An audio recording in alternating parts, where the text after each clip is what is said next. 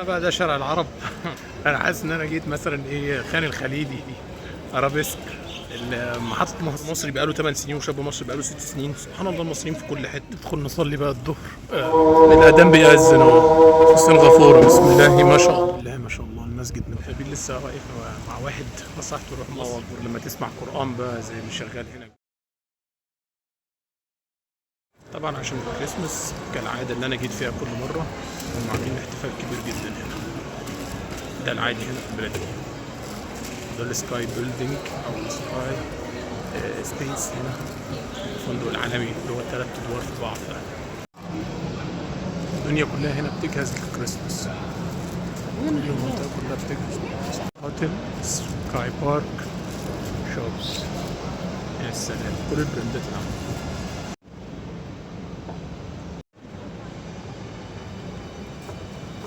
هنا الناس دي بتعمل لايف على التيك توك طبعا، ورقص وتقيل. انا حظي دايما في الكريسماس لما باجي انزل او بروح اي بلد بدخلها بيكون فيها كريسماس عامة. فاحنا دلوقتي فين؟ طيب يلا نغير فلوس تاني. ده تاريخ سنغافور القديم. بص عامل ازاي، كل ده تاريخها القديم في الصور حاطينه معتزين بيه. تحولت من الحاجة زي كده للي انت شايفه دلوقتي كده. ده السكاي بيلدينج ومدينة كبيرة مش معقولة. طبعا انت طبعا يعني هتشوف في الفيديو او المحتوى نفسه كل حاجة. مش هقدر احكي لك. بص من ده لده. ديزني انيميشن هنا مفتوح، اوبن 18 نوفمبر. يلا تعالى نشوف بقى فين تغيير العملة ده الاول، وبعدين نرجع تاني ندخل مكان احلى. نتمشى بقى. طبعا المنطقة دي مشهورة جدا، وهندخل الميوزيوم ده. تعالى بقى نبص عليه. الزرعة الحلوة دي كده خالص، بتعمل منظر حلو جدا على المية. بس بتتزرع جوه وبعدين تطلع على المية. بس حلو شوية. نادر جدا انك تشوف منظر زي ده في وسط البلد. يا سلام.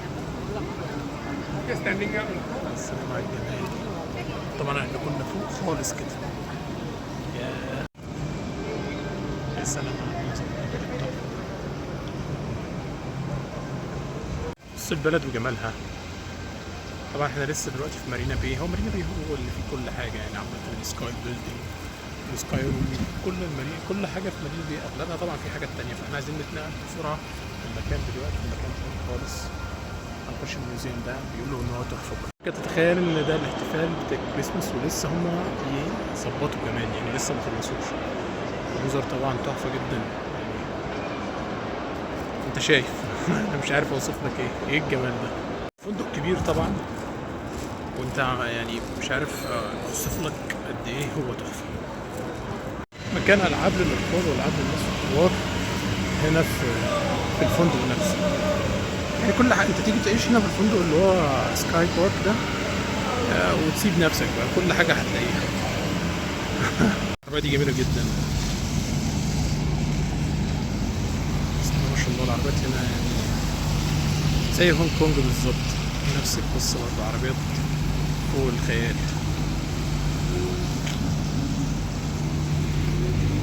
بص الجمال ده. احنا هنا في منطقة كده قريبة من جاردن الفوقاني. بص الوش قريب من يعني السلام. هنبدأ نروح عليها بقى عشان نكمل رحلتنا سوا. يا سلام على الرياض والشوارع الجميلة والنظافة وخيال. من بلد لا شيء بقت لا شيء. ايه ده؟ هي دي ايه دي؟ يا عم انت راكب ايه يعني؟ بسم الله. مش عشان تطلب لازم، عشان تعدي قصدي لازم تطلب ده عشان يديك فري باس تبدأ تعدي من هنا. بيج باس سنغافور. اهلا وسهلا. اهو السكاي بيلدينج كنت فوق انا. طبعا كل ما عينك هتجيب مكان هتجيب شجر. وبص حتى على الفندق فيه حاجات شجر. يا سلام. احنا كده في المكان اهو بتاع الجاردن ده الكبير اللي هو في سنغافورة، اللي يعني بسم الله ما شاء الله خيال.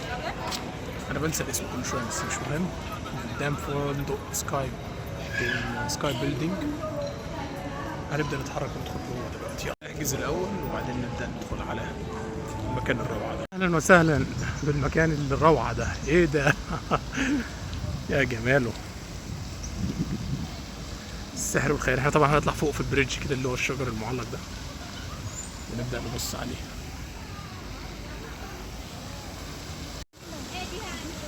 بص الجمال، الجمال من على ارض الواقع مختلف خالص.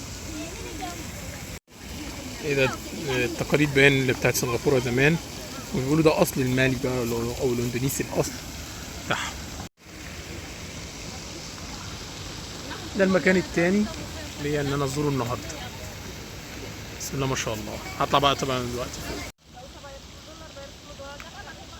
يلا بينا هنطلع فوق بقى على السكاي بيلدينج، وتبقى دي اخر محطة هنا، ونبدأ نروح على الشاينا تاون. بينا الناس اللي طيبين. لسه واقف مع واحد نصحته يروح مصر، وهو عندنا جايدنس كتيرة جدا ازاي استغلها هنا في سنغافورة. كان تحفة بجد، والناس يعني سياحة كبيرة جدا بتيجي في سنغافورة هنا، مش معقولة يعني.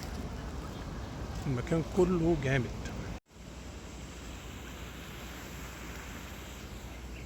ايه المكان ده؟ ايه ده؟ تعالى نطلع. لا لازم نطلع، لازم نطلع.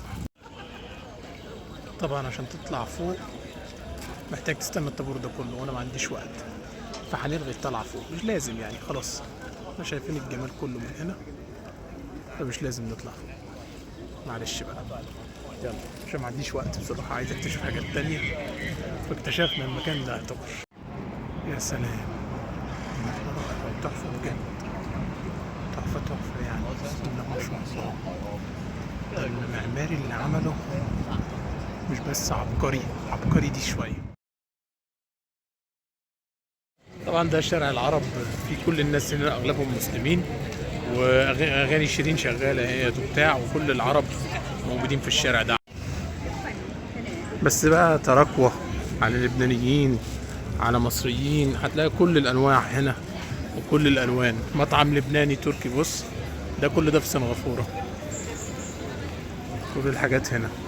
فاغلب العرب بقى هتلاقيهم بقى موجودين هنا، والشاورما والكفته ومش عارف ايه والقصص والحواديت دي كلها. تخيل بقى لما تلاقي كل الحاجات دي بقى. طبعا دي اندونيسيا، الحاجات دي اندونيسيه وفيها عرب برضه يعني. بص هتلاقي بقى حاجات اسلاميه هنا، بسم الله ما شاء الله يعني. يعني حاجه ربنا يزيد ويبارك. وحتى للناس المسيحيين برضه، بس اغلبها مسلمين. طبعا العلامه السياحيه ديت اللي مشهوره عندنا، كل حاجه موجوده. ولاد الايه بقى ده شارع العرب. انا حاسس ان انا جيت مثلا ايه خان الخليلي، ارابيسك، محطة مصر. الناس هنا طبعا لا، بس طبعا مع الاختلاف، بس تحس ان انت بقى ايه اللي هو الحاجات بتاعتنا دي. شارع العرب في سنغافورة، وادي الجامع ورانا اهوت المسجد.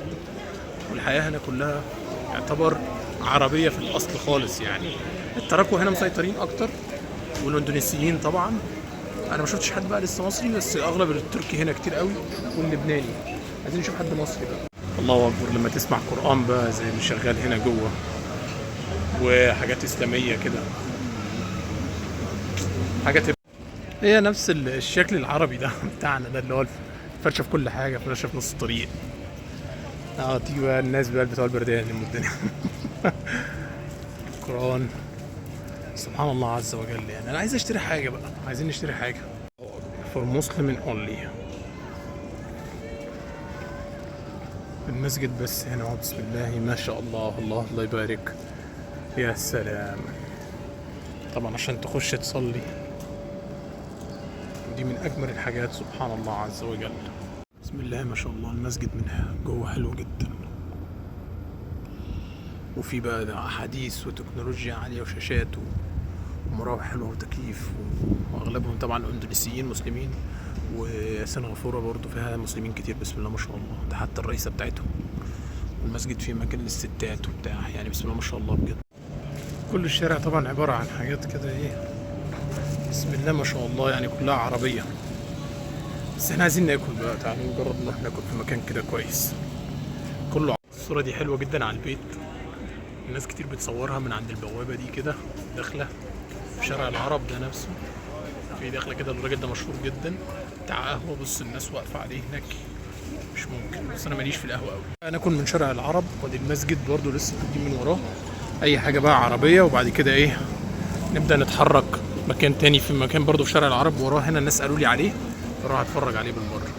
هناخد من التركيش كباب ده اللي هو تركيش برجر نجربه، والراجل قال لي طبعا حلال هنا في شارع العرب اهو يا سيدي لما تيجي سنغافورة.